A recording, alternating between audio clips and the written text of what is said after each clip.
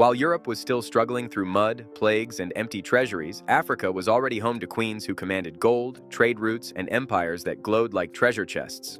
These queens were at the forefront of large armies that made the entire world shake.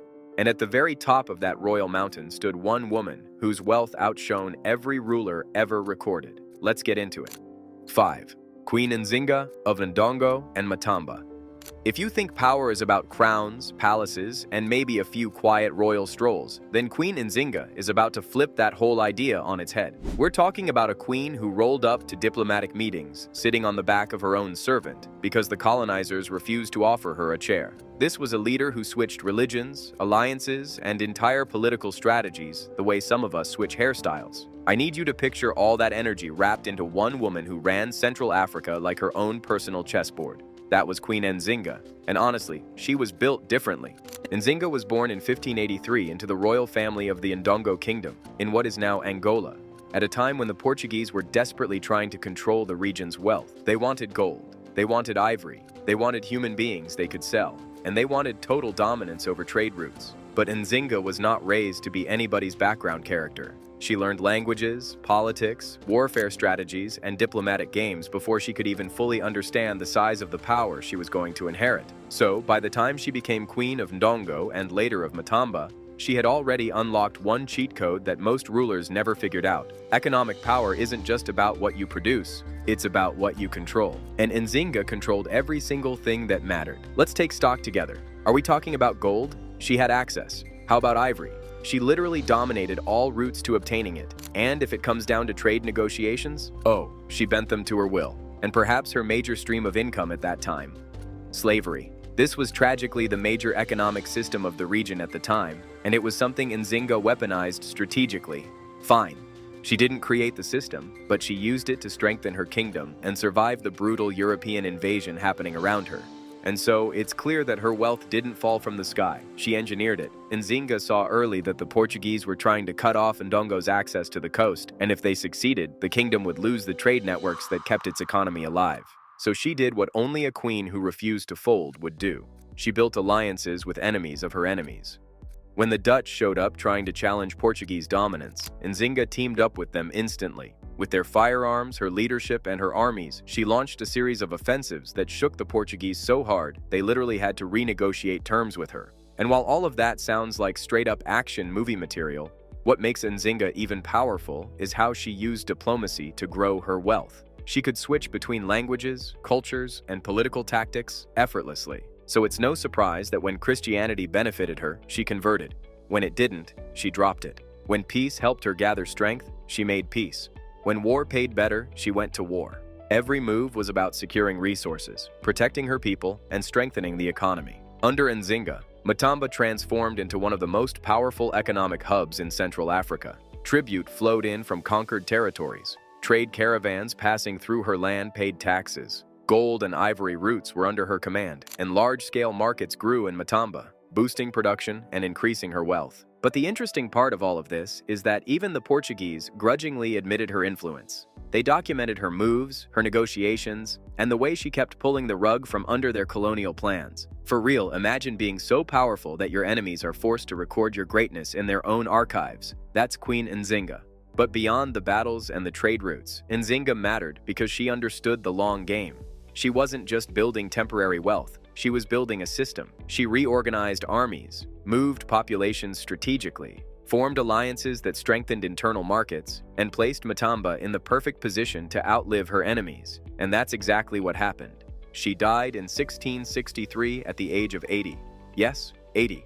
A woman who spent her life in battlefields, war councils, and political storms lived long enough to see her kingdom become stable, respected, and wealthy. For decades after her death, Matamba remained a major commercial power. Her economic blueprints outlived her. Her strategies became models, and her reign proved that African queens didn't just rule, but that they built economies. But even with all her brilliance and economic dominance, Queen Enzinga doesn't crack the top 3, which is wild because her wealth was huge.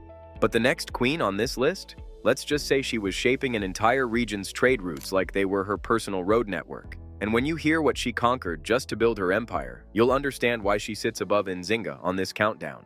4. Queen Ranavalona I of Madagascar. Long story short, one queen rules an entire island and tells every foreign power trying to sneak in that they have to play by your rules or get lost. That pretty much sums up Queen Ranavalona I of Madagascar. Now, Ranavalona did not just sit on a throne waiting for things to happen, but took total control of her kingdom's economy, politics, and trade, and she did it in a way that made her one of the wealthiest queens in African history. Ranavalona was born in 1778 and rose to the throne in 1828.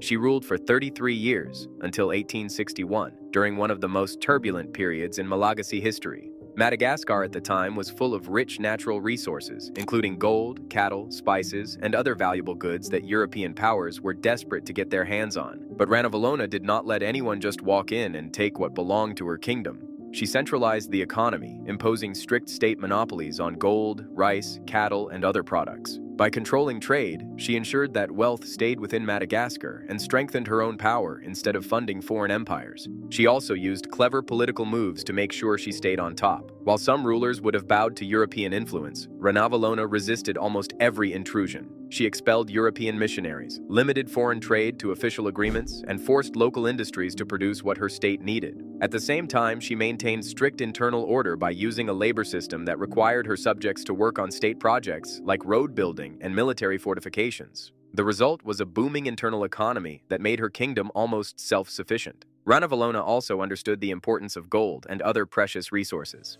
She controlled the gold-bearing regions of Madagascar and directly oversaw their mining operations. By centralizing this control, she could decide exactly how much gold left the kingdom and who could profit from it. This meant that even as Europeans tried to manipulate markets or sneak in to extract resources, her kingdom remained wealthy and independent. Some estimates suggest that her control over trade and resources allowed her to accumulate wealth that would be equivalent to billions in today's money, making her one of the richest queens in African history. But her wealth was not only measured in gold and food. She built an incredibly strong and loyal army to protect her resources and maintain her authority. Soldiers were equipped with modern weapons of the time and were well paid through the state-controlled economy. This military power ensured that Madagascar could defend itself against invasions and that trade and production within the island were never interrupted. Her policies made Madagascar a fortress kingdom where every resource was accounted for, every trade route monitored, and every ally and rival carefully managed. Ranavalona was super because created a system that made her kingdom strong, wealthy, and independent. And at a time when many African nations were being exploited and drained by colonial powers, she found a way to resist and protect her people while keeping the economy thriving. Her reign really proves that power and wealth can be built not just with conquest, but with strategy, management, and careful control of resources. Historians often note that she was a controversial figure because of her strict policies and her harsh treatment of those who opposed her rule. But the results speak for themselves. For over 33 years, she kept Madagascar wealthy, independent, and formidable. Her legacy is one of resilience, control, and intelligence. She was a ruler who made her people work for her vision, and in return, her kingdom became a hub of wealth, stability, and power in the Indian Ocean. Ranavalona's story is also a lesson in how control over economic systems can translate to unimaginable wealth. She understood the connection between resource management, trade control, military strength, and political authority. Every decision she made reinforced her power and increased her kingdom's riches. She is proof that sometimes the quiet, strategic accumulation of wealth and control is far more impressive than flashy displays or momentary victories. But now, to the interesting part. While Ranavalona used strategy and economic control to secure her kingdom's wealth, the next queen on this countdown took her own wealth and expanded them through sheer domination. So get ready, because this powerhouse, she expanded it and fought against foreign powers with a determination that still makes her name echo across Central Africa today. 3. Queen Amina of Zarya. Whenever I hear someone brag about being undefeated in a video game, I just smile and remember Queen Amina of Zarya, because this royal powerhouse was literally doing real-life domination long before consoles even existed. This woman didn't just win battles, she expanded an entire kingdom so far that Zarya became one of the biggest powerhouses in West Africa. Amina was the definition of I came, I saw, I conquered. Except she didn't stop at conquering, but went ahead to turn her victories into wealth, influence, and a legacy that still feels larger than life. Born around 1533 in the Hausa city-state of Zadzao, which we now call Zarya in Nigeria, Amina was basically raised on greatness. Her family, the famous House of Bakwa Turunku, already ruled over one of the most important Hausa kingdoms. But even as a teenager, Amina wasn't aiming for the throne just to wear a crown and chill. Nope, she wanted action. She wanted power. She wanted to build something that would make the world remember her long after she was gone. And honestly, she pulled it off effortlessly. Amina trained with soldiers from a young age, learning how to use spears, swords, and cavalry strategies. By the time she was in her 20s, she was already leading troops into battle. Just think about that for a moment. While you at that age today are probably stressing over exams or a shaky relationship, Amina was out there expanding borders and capturing territories. When her mother, Queen Bakwa, died, Amina's younger brother became king, but power kept calling her name. And after his death, Amina took the throne in 1576. And that was when the real fireworks began. She looked at the map of Hausa land, looked at the trade routes crisscrossing the region, and basically said, "Yeah, I want all of this." And then she went out and took it. Amina led her armies.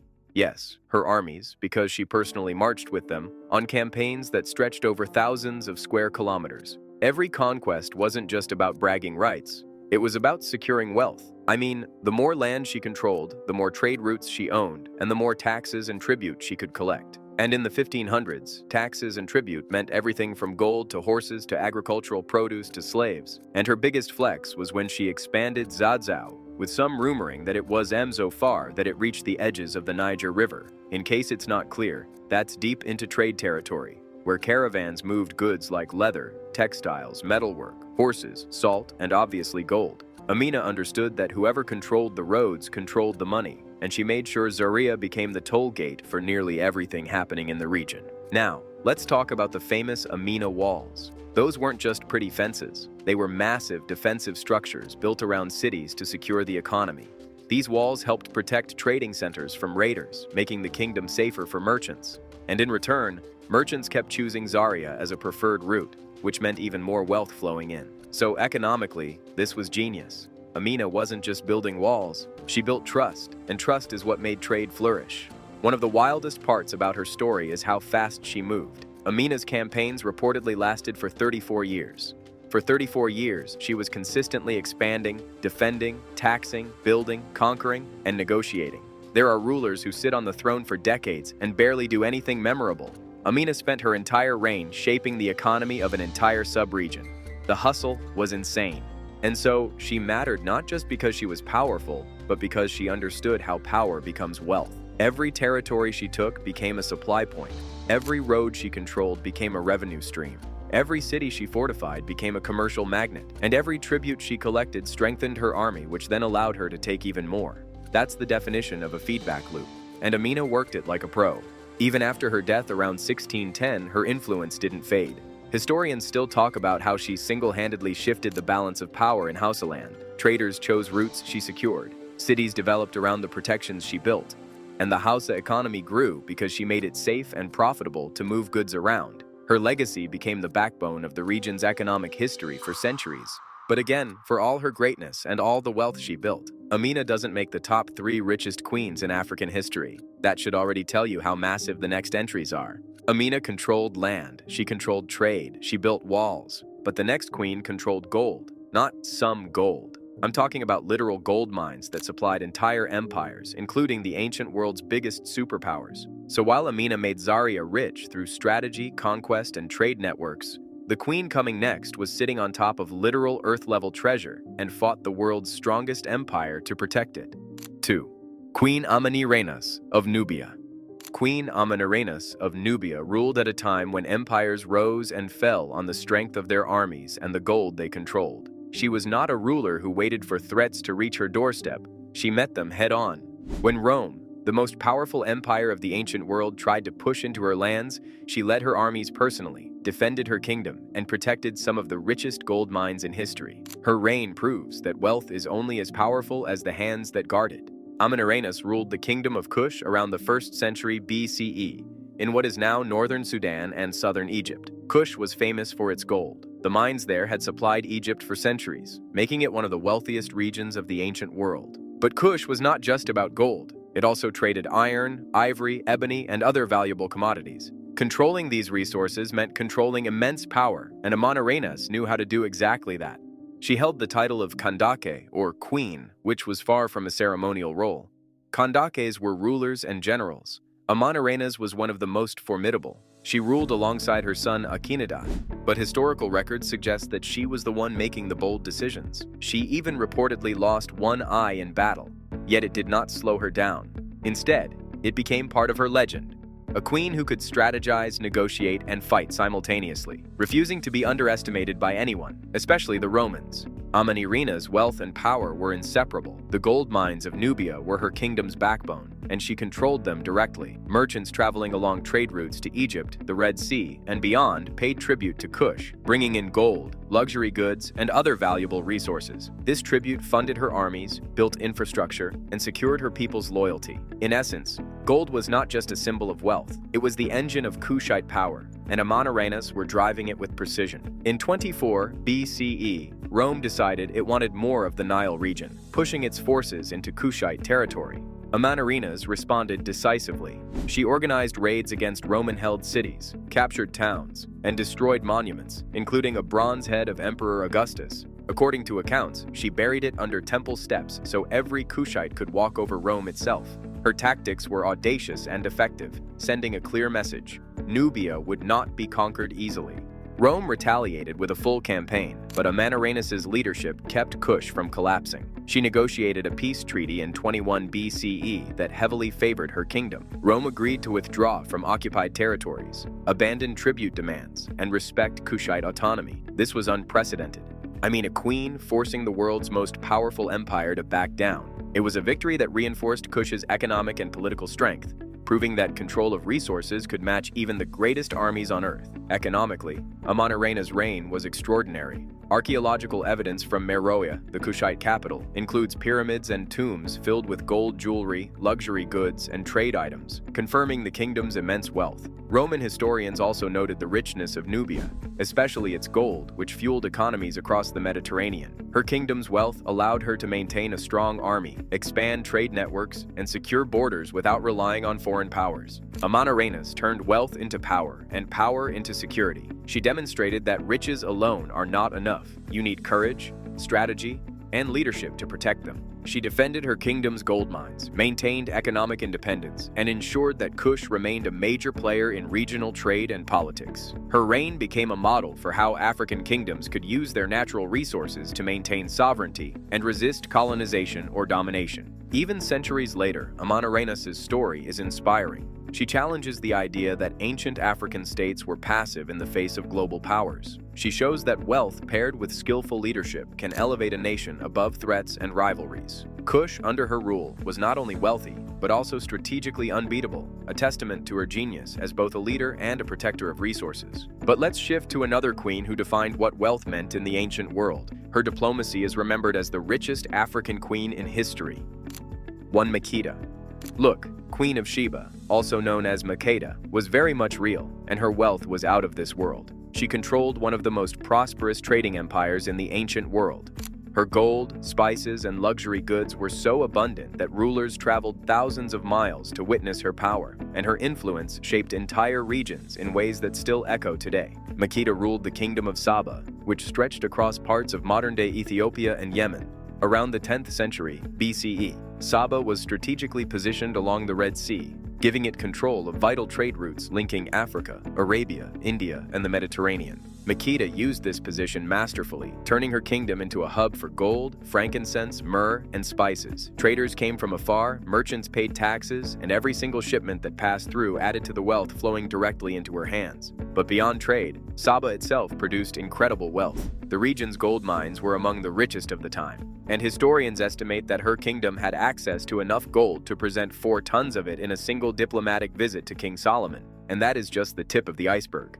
Beyond gold, Saba taxed caravans, controlled the production and export of incense and spices, and managed agricultural systems that fed her population while generating extra wealth to fund construction projects, armies, and diplomacy. Makeda's wealth also translated into soft power. Her reputation for opulence, wisdom, and influence reached far beyond Africa. According to the Kebra Nagast, an Ethiopian chronicle, she visited King Solomon in Jerusalem, bringing lavish gifts that included gold, spices, and precious stones. Historical accounts describe not only the material value of her offerings, but also the impression she left on other rulers. She leveraged her resources and intellect to secure alliances, knowledge, and influence that would enhance her empire's reach for generations. The Queen of Sheba also invested in her kingdom. Archaeological evidence from Marib and other Sabaean sites shows massive temples, dams, and irrigation systems built during her reign. These projects were not only practical, feeding her people and supporting agriculture, but they also served as statements of power and wealth. Every stone, every canal, and every temple reflected the empire's riches and her ability to mobilize resources efficiently. She was a queen who understood that wealth without infrastructure and influence was fragile, so she built both into her legacy. Makeda mattered because she demonstrated the global impact of African wealth long before modern empires existed. She proved that a kingdom could be both rich and strategically smart, using trade, diplomacy, and natural resources to secure influence across regions. Her riches were not only staggering in quantity, but also in effect. They shaped economies, cultures, and politics from Africa to the Near East. The gold she controlled was a symbol of authority. Her spices and luxury goods were tools of diplomacy, and her reputation became a currency that even the most powerful kings could not ignore. Her legacy is immense. In Ethiopia, she is revered as the mother of the Solomonic dynasty, a line that ruled for centuries. In global history, she remains a symbol of unmatched wealth and strategic leadership. Unlike many rulers whose riches fade into legend, the Queen of Sheba's wealth and influence are documented in historical texts, inscriptions, and archaeological evidence, confirming her place as the richest African queen in history. Makeda's story is not just about gold or trade. It is about power, vision, and intelligence. She took the resources of her land, the strategic location of her kingdom, and the talent of her people to create a realm that dazzled the ancient world. She turned wealth into influence, influence into diplomacy, and diplomacy into a legacy that has lasted over 3,000 years. In the end, when you talk about the richest African queen in history, Makeda is the name that towers above all others. Her treasures were the foundation of an empire and a symbol of what African queens could achieve when they combined ambition, strategy, and resources on a grand scale. Her wealth, measured in today's value, would rival the richest sovereign funds and billionaires in the modern world. And that is why she earns the #1 spot on this countdown of Africa's most powerful and wealthy queens. These queens are the clearest reminder that Africa's power did not start today, and their stories are proof that Africa's economic brilliance is ancient, intentional, and impossible to erase from history. And there you have it, top richest queens in history. Which one of these queens have you heard before? Let us know in the comments, and for more such peeks into the history of the rich, take a look at our channel.